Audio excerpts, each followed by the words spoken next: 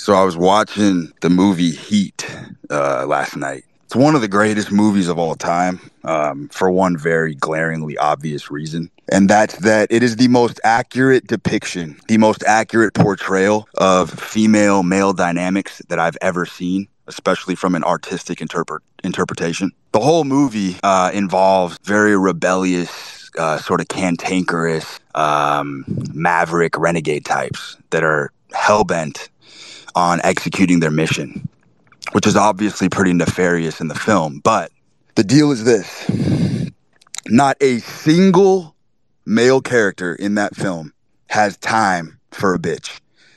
Not one. And the movie sort of cycles through each individual romance between each male and female character, and they all are under severe strain.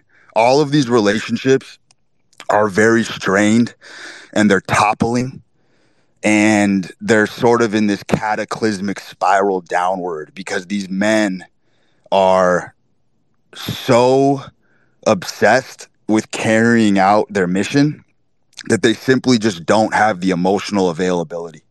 Now, here's what's interesting.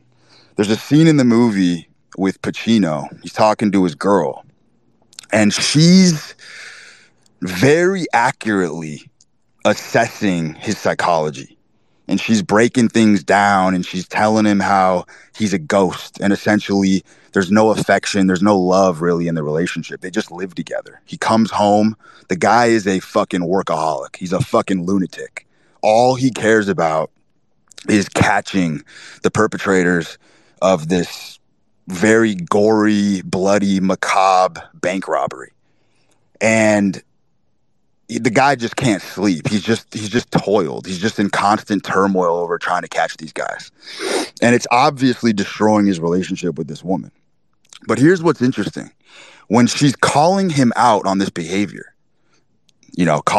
calling him for his lack of emotional availability, what he's doing is they both pause as she's talking, and there's this moment where you as the viewer, you in the audience, you can kind of tell she knows that if he was emotionally available in the way that she's beckoning him to be, she wouldn't love him the same. He knows this, she knows this, and it's one of the most interesting quagmires of life in general, is that there's not really a clear resolution to this in relationships, especially with very high-powered, high-caliber specimens of men who are, like I said, devoted and willing to die to execute their mission. There's always this sort of tension and hostility at home with the woman. There's just simply no way to avoid it. And I do believe that's where the term hopeless romantic gets coined from, is because the hopelessness comes from the lack of resolution. Because if he was the man she wanted him to be with that verbal expression, it would abolish the relationship overnight. It would be toast. The reason she loves him so much is because he doesn't have time for her. That's literally the fundamental premise. And the whole movie just highlights this. All the characters have their own unique conflict with their bitches. And they all stem from the same obsession that is steering away from making her the priority. And all these women in the movie, that's all they're requesting. They're constantly in this cycle of requesting to be the star of the show. They want to be the spotlight. But subconsciously, they don't really want that, because they know deep down that's what would make them lose the love. And so my point in telling you this is that if you are striving for greatness or anything extraordinary in this life, you have to be a juggler. It's a juggling act. Things are going to be collapsing on your shoulders on a daily basis. And you have to answer the call, which means you have to double down and focus on the mission.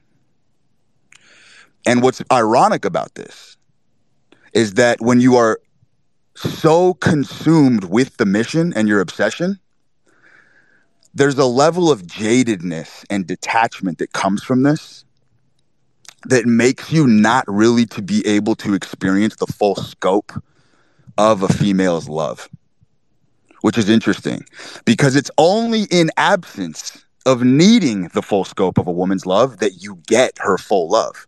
So you'll be bathed in it. Like a woman will literally ruin her life and ruin herself to be loyal to a man in this condition.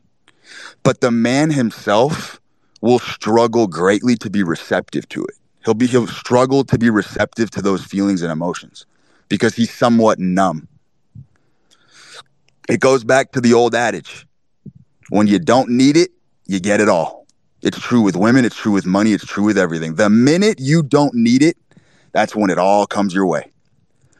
So these men are putting themselves in positions where they don't need the female affection, but it's coming in spades. It's coming in droves because they are that type of man. Now, this cannot be manufactured. This cannot be manufactured. And I have a suspicion that the red pill and the whole PUA manosphere ethos in general, what it's trying to do is it's trying to replicate and mimic this process. But it's a pastiche. It's a Potemkin village. It's not the real McCoy. It's a simulacrum. You know what I mean? It's Main Street on Disneyland. It's just a paper mache fake sort of substitute for the real thing.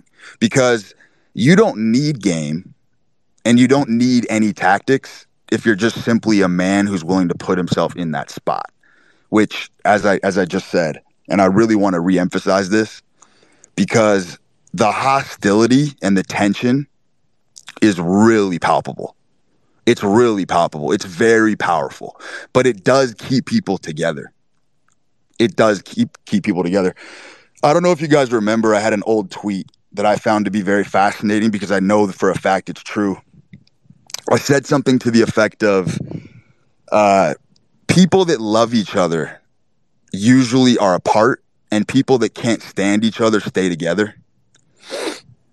A lot of people that went over their head. But what I was saying is that people, like most people, the true love of their lives, they're separated right now. They're separated right now.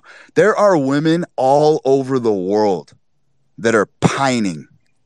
They're pining after a man who they no longer have possession over. And they're with a placater. They're basically with like a placeholder.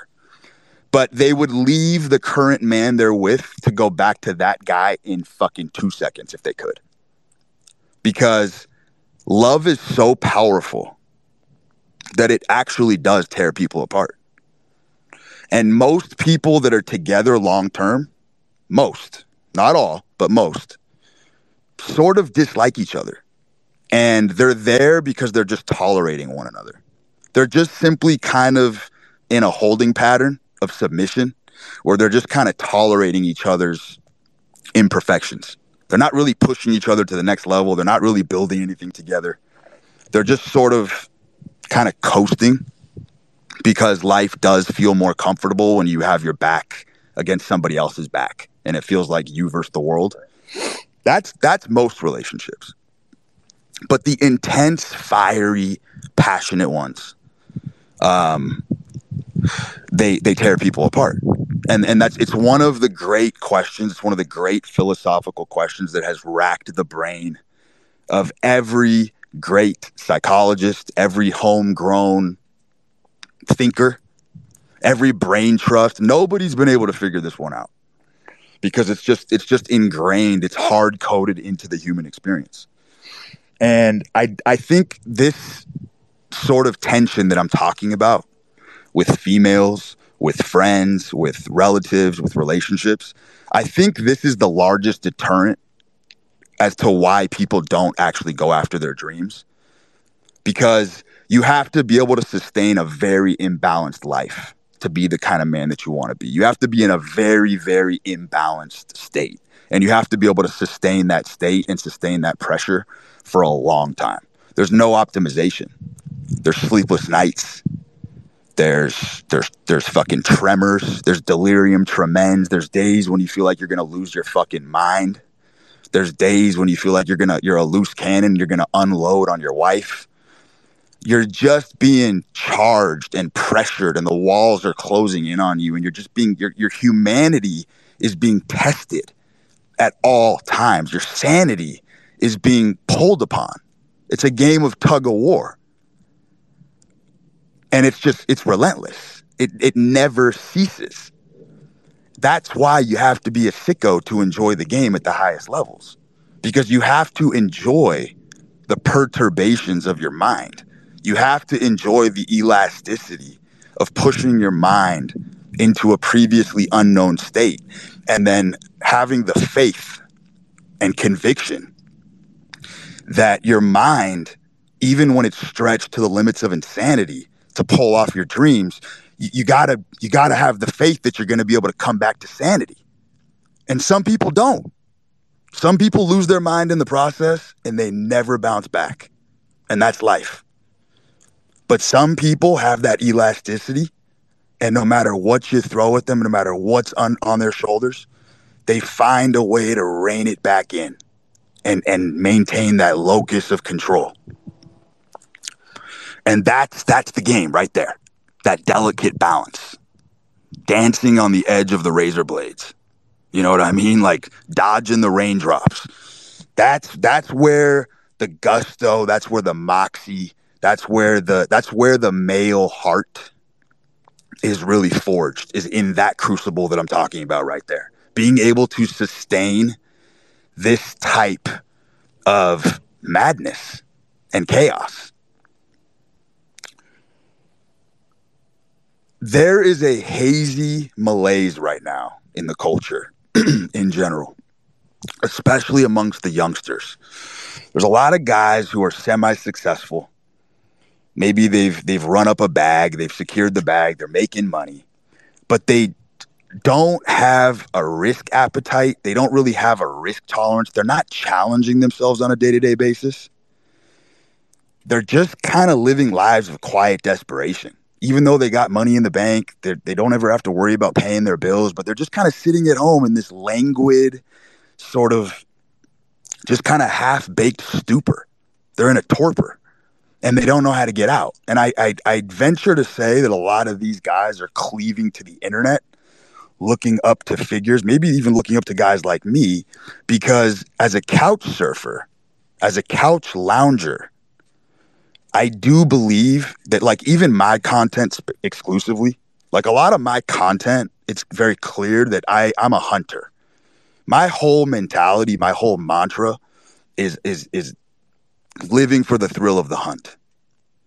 And it's sort of a revival of that ancestral, primordial ethos that I think that all men desire. And I think there's so many guys out there right now, youngsters, that are dying to put it all on the line for something greater than themselves, but they're just so scared. They just don't know how to do it. And they're just sort of killing themselves spiritually by not taking on these emboldening challenges. And I think it's extremely fucking fascinating to me, man. Like on my last spaces, there was a guy talking to me, and I told him straight up. I was like, listen, I was like, if you want to learn and you want to put your balls on the fucking line, I was like, DM me right now. DM me right now. I will make you put skin in the game. You're going to fucking throw some crypto bags into my sports books, and we're going to fire together. And I will teach you.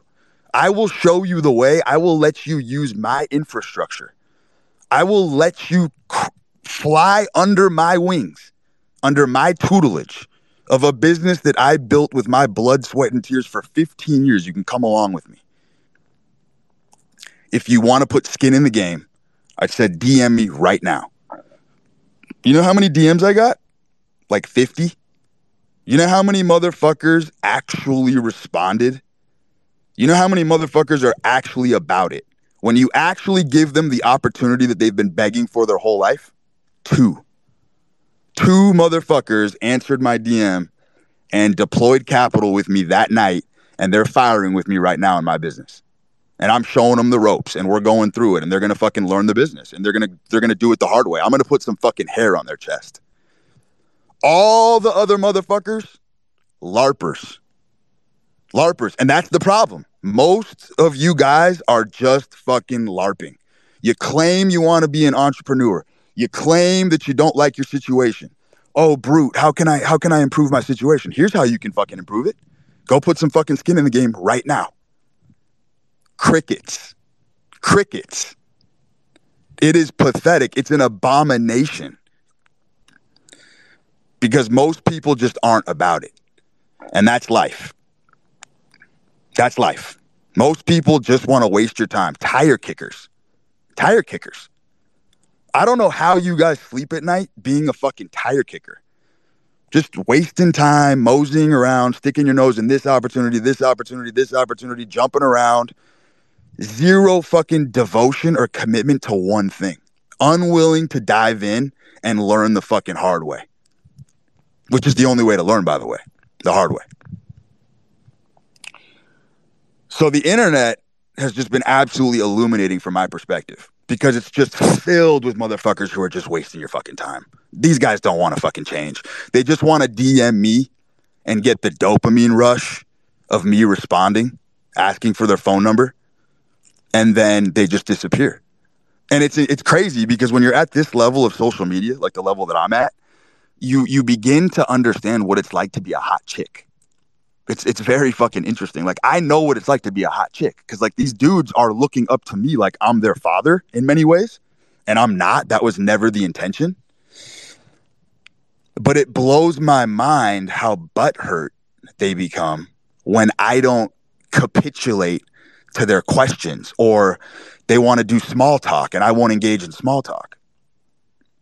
It's fucking fascinating. I had a dude the other day discharging rapid fire questions to me. I didn't respond. The next day I went back to the DM because I was actually going to give him a response, and he blocked me.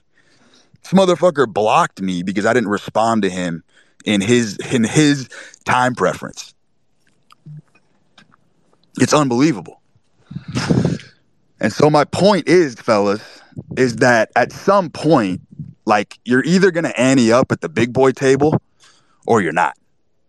You know what I mean? Like there's not an infinite amount of time or opportunities that are going to come your way in this life. And if you're just a tire kicker and you're just walking around and you want this bravado and you want to pretend like you're super fucking serious and you want to make these changes in your life, but you're unwilling to be the Al Pacino in Heat, or you're unwilling to just be any of these characters. You're unwilling to take it to the highest fucking level and lay it all on the line, then you're going to come upon very, very, very dark times. Very, very dark times. And it's coming. It's coming. I called this last year on my feed, and I'm telling you guys, in the next year, people are really going to feel it. People are really going to feel it because we live in a time now where there's so much comfort that these youngsters are experiencing a ton of existential despair because they want something more. Like, you guys want to be carted off to battle. I know you do. I know you're praying that there's a fucking war or some fucking dreadful event happens so that you can have a call to arms and you can get off your fucking ass and transform. So you can go through that transmogrification, the transformative experience. That's what everybody's begging for right now, especially the dudes, because there's nothing out there. It's empty. We live in a fucking vapid culture right now where the call to adventure and the call to arms has been squashed. It's been extinguished. So we're fucking men. Like, we are hardwired for war. And any dumbass who does not understand that because we do live in a civil society, the closest cousin to war, believe it or not, is business, is capitalism. 100%. Business is fucking war. If you are playing business at the highest levels, it is 100% the closest cousin and simulation to war. The blood pressure, the temperature, the fucking vascularity in your veins. Your blood's boiling. You know what I mean? The mental warfare, the psychological fucking strategy. It's all there. It's all there. That's why business and capitalism is the greatest game ever invented. Because it's war for civilized animals. That's what it is. That's what it is. But most of you guys are checking out of the fucking game. You're not playing. Capitalism is the greatest game that was ever invented, and you guys aren't even fucking playing.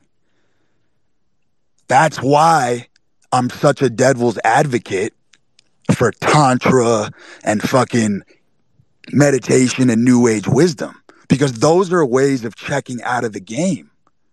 Minimalism. I'm just going to go get a backpack and live in a fucking tree for 2 years. No, motherfucker.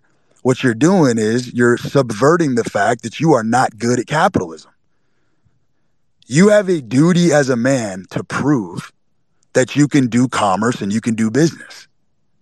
That's just a fact, because if you can't do that, you're going to be dependent upon somebody who does. If you are a man who cannot pull your weight financially, you will be dependent upon someone who does. Whether that's the government, whether that's welfare, I don't fucking know. But you will be dependent upon somebody who is good at capitalism and who does play the game.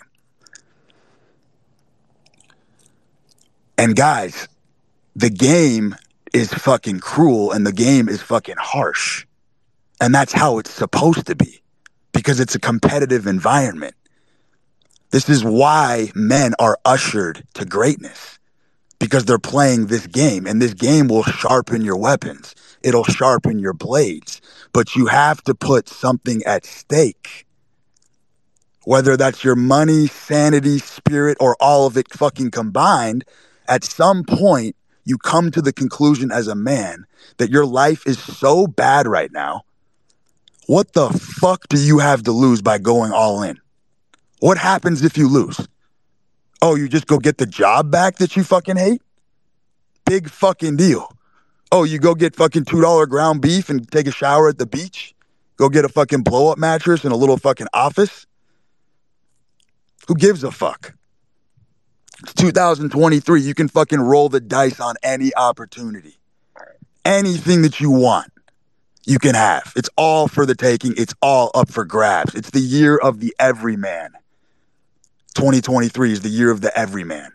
An ordinary man can stand up and make himself great and become anything the fuck he wants to be. That's just what it is. The culture is extremely decentralized. You have all the fucking tools. You got a phone, you got a fucking Twitter account, you got fucking food in your belly. The fuck are you bitching for? You got to take some shots.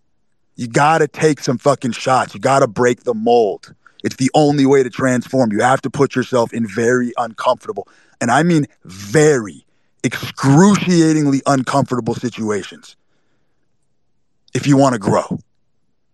If you want to be the same motherfucker year after year who when people ask you how you doing, oh, same old, you can be that guy. But that's not how I'm responding when I'm asking how you been. Someone asks me how you been, I ain't saying same old. I always got new interesting fucking ventures going on.